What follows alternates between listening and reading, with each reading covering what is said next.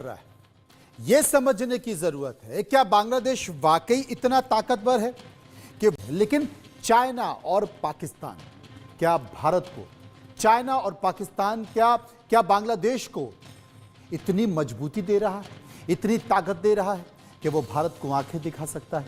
तब वो भारतीय सेना के पास एक मिनट भी नहीं टिक सकता है। एक नजर डालते हैं, आपको बता दे रहा हूं कि भारत की स्थिति क्या है और बांग्लादेश की स्थिति क्या है। दोनों के जानकार मेरे साथ मौजूद हैं और स्वामी शैलेशानंद गिरी महामंडलेश्वर मेरे साथ होंगे और योगेंद्र कपूर इकोनॉमिस्ट मेरे साथ होंगे। मैं समझने की कोशिश करूंगा कि आखिर ये तस्वीर है तो क्यों है, इसे भी जानेंगे और समझेंगे। विदेशी मामलों के जानकार हमारे साथ मौजूद हैं, उनसे एक बार समझने की कोशिश करेंगे कि आखिर वो इस मसले पर क्या मानते हैं, उनसे भी हम जानेंगे। इकोनॉमिस्ट योगेंद्र कपूर हैं, उनसे भी हम समझने की कोशिश करेंगे कि आखिर वहाँ जो परिस्थितियाँ बन रही हैं, आर्थिक मामलों की परिस्थितियाँ, क्योंकि निश्चित तौर पर 9 तारीख को विदेश सचिव बांग्लादेश जा रहे हैं, बात बनाने की कोशिश की जाएगी और अगर बात नहीं बनी तो फिर हो सकता है कि बहुत सारे प्रतिबंध हैं जिसमें जिसमें जिसमें ऐसी भी स्थिति है कि आर्थिक मामलों को लेकर भी बहुत सारी कंपनियां हैं, उस पर सैंक्शन भी लगाई जा सकती है, भारत सैंक्शन भी लगा सकता है। योगेंद्र जी, क्या कहना है आपका? देखिए, हमें पहले एक चीज को बहुत क्लियरली समझना है कि जब हम इंडिया और बांग्लादेश की इकोनॉमिकली बात करते हैं तो इंडिया जो है वो एक जो बैलेंस ऑफ ट्रेड जिसे हम कहते हैं, जो इंडिया एंजॉय करता है वो 5 टाइम्स ज्यादा है इन कंपैरिजन टू बांग्लादेश।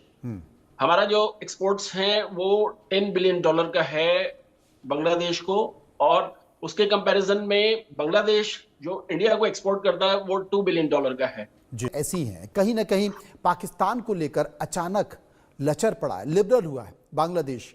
बहुत सारी अपनी सरकार के जो उनके फैसले हैं, जिनमें वीजा भी एक है, वीजा को लेकर जो सिक्योरिटी क्लियरेंस है, उस सिक्योरिटी क्लियरेंस को भी खत्म करने जा रहा है।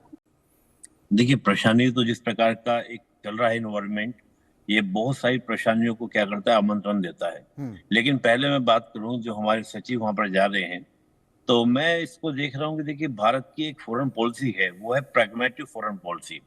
प्रैग्मेटिव फॉरेन पॉलिसी ये कहती है कि बांग्लादेश में सरकार आएंगी जाएंगी, लेकिन बांग्लादेश था, है और रहेगा। यानी कि उसको हम पहले पूर्वी पाकिस्तान, उससे पहले भारत का हिस्सा, आज वो एक बांग्लादेश के रूप में है। उसकी उपस्थिति वहां पर, उसकी अवस्थिति जो है वो हमारे लिए बहुत ही ज्यादा महत्वपूर्ण है। चाहे हम लोग बात करें नॉर्थ ईस्ट के लिए, सिलीगुड़ी कॉरिडोर के लिए एक स्ट्रेटेजिकल इंपोर्टेंस का बन जाता है।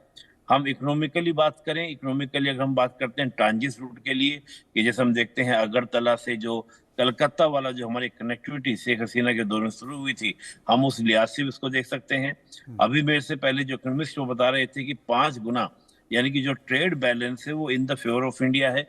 उस संदर्भ में भी हम देखें तो भारत के लिए, चाहे हम स्ट्रेटेजिकली बात करें, हम इसको बात करें पॉलिटिकली बात करें, या हम लोग इकोनॉमिकली बात करें, हमारे लिए बांग्लादेश का इंपॉर्टेंस और बांग्लादेश का इंपॉर्टेंस हमारे लिए एक दोनों के, हम एक दूसरे के पूरक की तरफ से आपको देखने को मिलेंगे। अब बात क्या है कि जो इस प्रकार का जो एक हालात बनाए गए हैं और बनाए जा रहे हैं धीरे धीरे, ये निश्चित रूप से एक उकसावे की कार्रवाई। देखिए, मैं तो कुछ बांग्लादेश के हालात हैं आने वाले समय में ठीक नहीं होंगे। मैं सीधे चलूंगा, स्वामी शैलेशानंद जी इस वक्त मेरे साथ मौजूद हैं। शैलेशानंद जी, निश्चित तौर पर आप तमाम देशों में चले जाइए, वहाँ पर देखिए कि हिंदुओं के ऊपर अत्याचार बढ़ गए। यहाँ भी बांग्लादेश में किसी ने सोचा नहीं था कि अल्पसंख्यक हिंदुओं के ऊपर इतना ज़्यादा अत्याचार हो जाएंगे, और किसी ने यह भी नहीं सोचा था कि अचानक से तख्ता पलट होगा और इस तरह की चीज़ें आ जाएंगी। लेकिन हमने उन तस्वीरों में भी देखा कि किस तरीके से इस्कॉन के जो महंत हैं चिन्मय, उनके ऊपर हुआ, लेकिन इस्कॉन ही उनके साथ खड़ा नहीं हुआ। हम तमाम दूसरे देशों से, अंतर्राष्ट्रीय मंचों पर बैठने वाले लोगों से क्या बात करें तब, जबकि इस्कॉन जो कि एक संस्था है, सनातन से जुड़ी हुई संस्था है, वो खुद इस्कॉन जैसी संस्था महंत चिन्मय के साथ खड़ी नहीं हुई। देखिए, ये स्पष्ट है मनोज जी। मैं इस्कॉन के विषय में सिर्फ इतना कह सकता हूं कि वो एक संस्था है। वो एक ऐसी संस्था है जो कि सनातन धर्म के एक हिस्से को लेकर के प्रसारित करती है, प्रकाशित करती है। और साथ में एक स्पष्ट बात ये लगती है मुझे, वो ये लगती है कि यदि बांग्लादेश जैसा एक छोटा सा देश जिसके समक्ष न हमें याचक की भूमिका निभानी है, नहीं भी आदेशक की भूमिका निभानी। किंतु वो भी यदि हमारे खिलाफ हो रहा है तो इसके अंदर इस्कॉन तो एक बहाना है, बल्कि एक वैश्विक एजेंडे का एक निशाना हमारा भारत है, हमारा हिंदू धर्म है। मेरी कमीज जो है वो यदि सफेद नहीं है और तेरी कमीज यदि सफेद है, तो ये एक प्रकार का तुलनात्मक अध्ययन है जो कि लगातार रूप से इस प्रकार के छोटे स्तर के जो मानसिकता वाले राजनीतिक लोग होते हैं वो करते आए। निपुण जी ने बहुत व्यापक रूप से उसको समझाया। पर आप एक चीज समझिएगा कि देखिए, यदि वैश्विक परिदृश्य को देखें तो उग्र राष्ट्रवाद हो, उग्र धर्मवाद हो, ये दोनों ही किसी भी राष्ट्र के लिए घातक होता आया है। तो बांग्लादेश और हम एक दूसरे के पूरक कभी भी नहीं थे, वो हमारा एक हिस्सा है, वो पूरक नहीं बन सकता। हम उसके लिए बेहद ज्यादा बड़ी सप्लाई चेन का काम करते रहे। तो मुझे जो लगता है वो लगता है कि धार्मिक स्तर के ऊपर ये एक एंटी साइक्लोन की वेव है।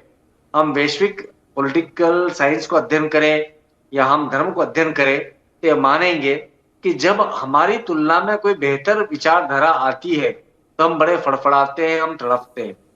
हिंदुत्व की और सनातन धर्म की जो विचारधारा है उसके अंदर हर एक विषय वस्तु का एक तोड़ है, जवाब है, और उस जवाब से जब कट्टरवादी सहमत नहीं हो पाते तो अचानक ही वे फड़फड़ाते हैं और वो आक्रमण की मुद्रा में आते हैं। तो छोटी संकुचित विचारधारा के लोगों का, राजनीतिज्ञों का ये एक उपक्रम है जिसके ऊपर मुझे लगता है कि ज्यादा चिंता करने की जरूरत नहीं, किंतु हमें बहुत बेहद अनुशासित और सख्त होना आवश्यक है, क्योंकि हम याचक की मुद्रा में नहीं खड़े हो सकते हैं।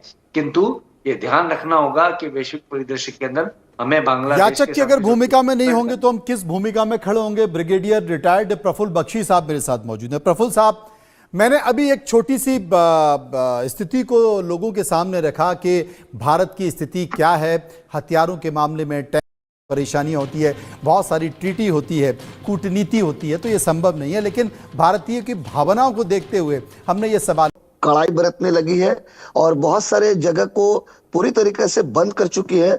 मैं आपको ये बता दूं, अगर आप द टेलीग्राफ और द हिंदू अगर आप देखेंगे तो खास करके कलकत्ता शहर में जो टूरिस्ट है वो अब ना के बराबर रह चुकी। तो कहीं ना कहीं एक धक्का तो देना ही पड़ेगा, क्योंकि जब रास्ते में लाना पड़ता है किसी को समझाने के लिए और अगर वो सही से ना समझे तो उसे एक ऐसी चोट पहुंचानी पड़ती है जो उसके खुद के पेट में जब लात लगेगी तब शायद उससे उसकी आंख खुलेगी। लेकिन